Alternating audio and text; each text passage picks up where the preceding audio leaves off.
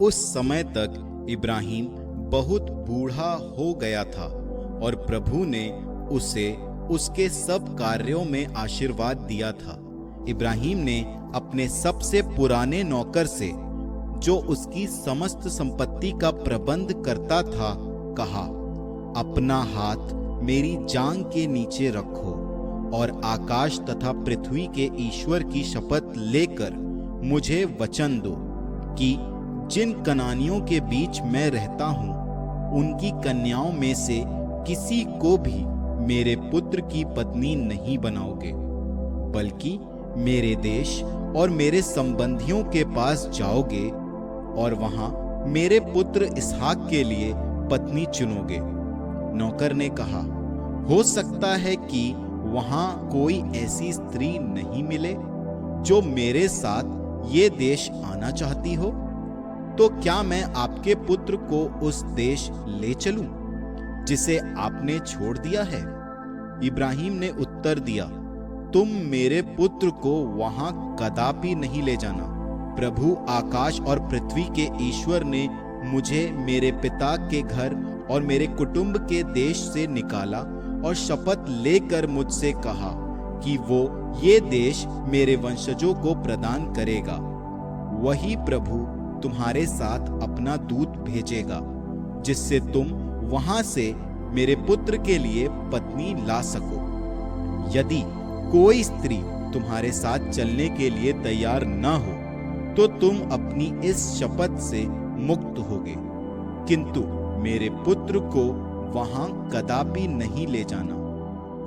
तब सेवक ने अपने स्वामी इब्राहिम की जांघ के नीचे अपना हाथ रख कर और शपथ खाकर उसे वैसा ही वचन दिया। इसके बाद वो सेवक अपने स्वामी के ऊंटों में से 10 ऊंट और अपने स्वामी की सब प्रकार की सर्वोत्तम चीजें लेकर उत्तरी मेसोपोटामिया के नाहोर नामक नगर के लिए चल पड़ा। वहां पहुंचकर उसने नगर के बाहर एक बावड़ी के पास ऊंटों को बिठा दिया। संध्या हो रही थी। नगर की स्त्रियां उस समय वहां पानी भरने आया करती थी। उसने कहा, प्रभु मेरे स्वामी इब्राहिम के ईश्वर, आज मुझे सफलता प्रदान कर। कृपया मेरे स्वामी इब्राहिम पर दया दृष्टि कर। देख, मैं इस जल स्रोत के पास खड़ा हूँ। नगर के निवासियों की पुत्रियां पानी भरने यहाँ आने वाली हैं। ऐसा कर कि मैं जिस कन्या से कहूँ कि तुम अपना घड़ा उतार दो और मुझे थोड़ा पानी पिला दो, और वो बोले कि पी लो, और मैं तुम्हारे ऊंटों को भी पिला दूंगी, वो वही कन्या हो जिसे तूने अपने सेवक इसहाक के लिए चुना है। इससे मैं समझूंगा कि तूने मेरे स्वामी पर दया की है। वो ऐसा कह ही रहा था कि कंधे पर घड़ा रखे रिबेका वहां आ गई। वो इब्राहिम के भाई नाहोर की पत्नी मिल्का के पुत्र बतूएल की पुत्री थी। वो कन्या अत्यंत सुंदर थी, कुंवारी थी और उसका किसी पुरुष से संसर्ग नहीं हुआ था। वो बावड़ी में उतरी और अपना घड़ा भर कर फिर ऊपर आई। तब सेवक ने उसके पास आकर कहा, कृपा करके अपने घड़े में से कुछ पानी पीने दो। वो बोली, पी लीजिए महोदय। उसने तुरंत अपना घड़ा अपने हाथ पर उतार कर पीने के लिए उसे पानी दिया। जब वो उसे पानी पिला चुकी, तब बोली, मैं आपके ऊंटों के लिए भी पानी भरती जाऊंगी, जिससे वे भी पानी पीकर तृप्त हो जाएं। उसने तुरंत अपने घड़े का पानी नाद में डाला और पानी भरने के लिए फिर से बावड़ी पर दौड़ी। इस प्रकार वो उसके सब ऊंटों के लिए पानी भरती गई। सेवक ये जानने के लिए चुपचाप खड़ा देखता रहा कि प्रभु ने उसकी यात्रा सफल की है या नहीं। ऊंटों के पानी पीने के बाद सेवक ने आधे तोले सोने की एक नथ और उसके हाथों में पहनाने के लिए 10 तोले सोने के 2 कंगन निकाले और पूछा, तुम किसकी पुत्री हो? मुझे ये बताओ कि क्या तुम्हारे पिता के यहाँ रात बिताने को हमारे लिए स्थान मिलेगा?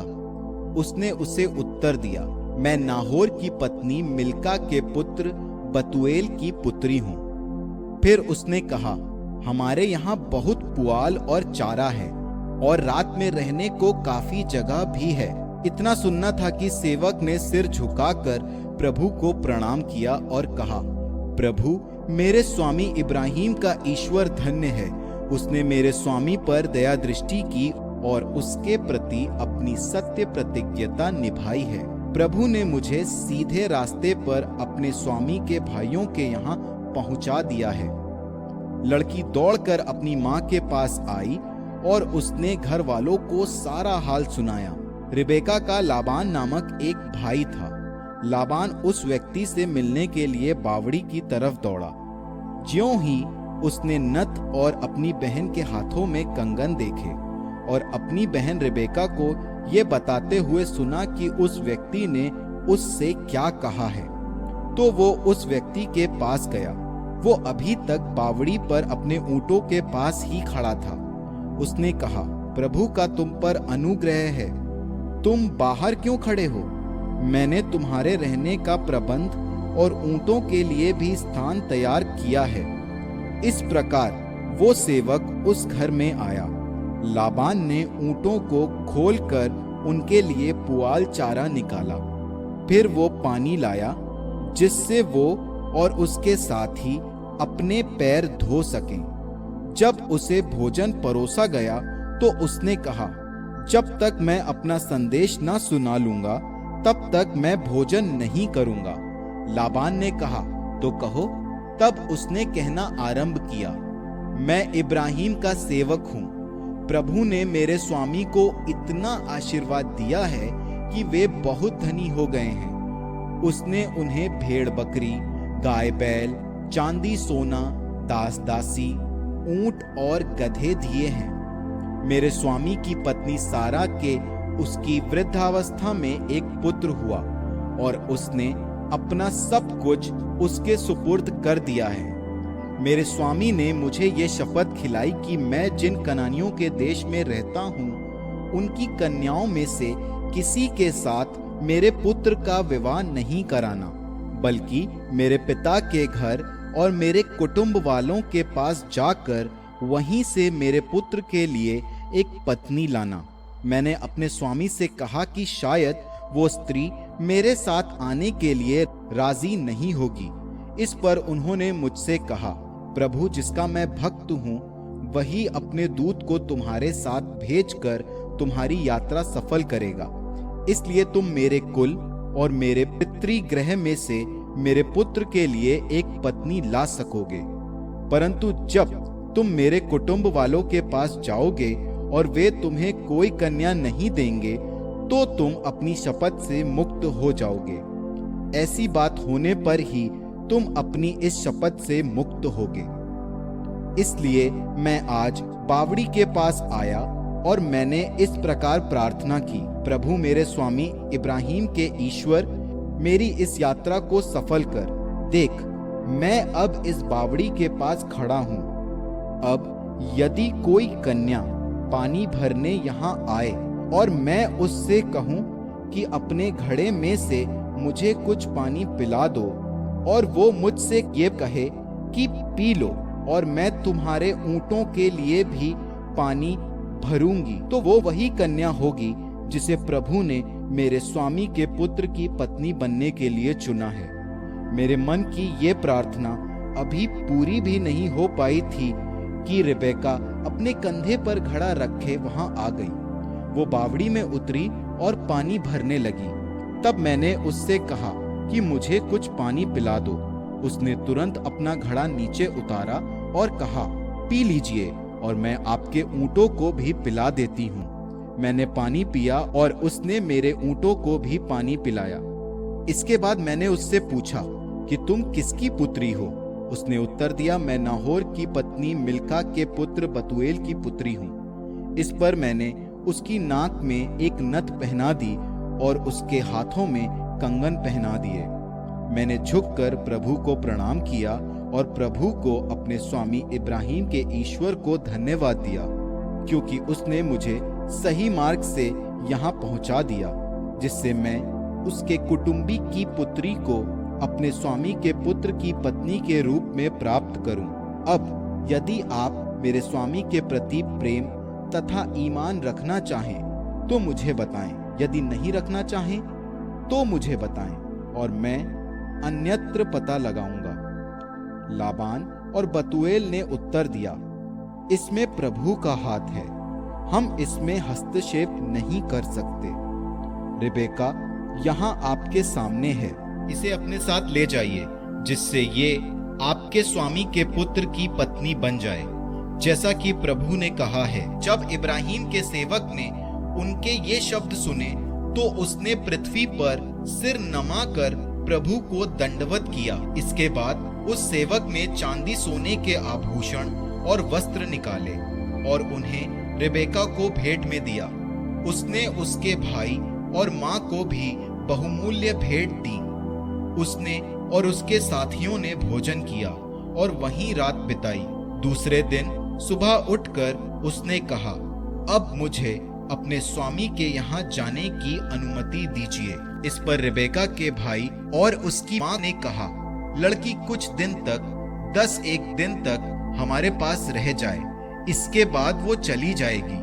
परंतु उसने ये उत्तर दिया, जब प्रभु ने मेरी यात्रा सफल कर दी है तो मुझे मत रोकिए, मुझे विदा कीजिए, जिससे मैं अपने स्वामी के पास लौट जाऊं।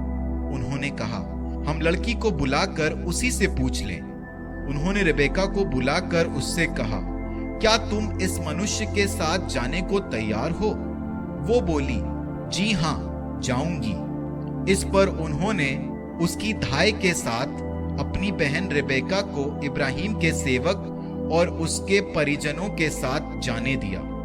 उन्होंने ये कहते हुए रिबेका को आशीर्वाद दिया, हमारी बहन, तुम हजारों क्या लाखों की माता बन जाओ, तुम्हारा वंश अपने शत्रुओं के नगरों पर अधिकार करे। रिबेका और उसकी दासियां ऊंटों पर चढ़कर उस मनुष्य के साथ चली गई। इस प्रकार इब्राहिम का सेवक रिबेका को साथ लेकर चला गया। इसहाक लय रोई नामक कुएं से लौटा था, क्योंकि उस समय वो नेगेब प्रदेश में रहता था।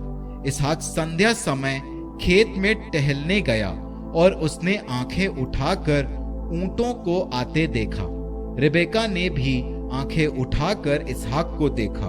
उसने ऊंट से उतरकर सेवक से कहा, जो मनुष्य खेत में हमारी ओर आ रहा है वो कौन है? सेवक ने उत्तर दिया, ये मेरे स्वामी हैं। इस पर उसने पल्ले से अपना सिर ढक लिया। सेवक ने इसहाक को बताया कि उसने क्या क्या किया है। इसहाक रिबेका को अपनी माता सारा के तंबू ले आया। उसने उसके साथ विवाह किया और वो उसकी पत्नी बन गई। इसहाक रिबेका को प्यार करता था और उसे अपनी माता सारा के देहांत के बाद सांत्वना मिली।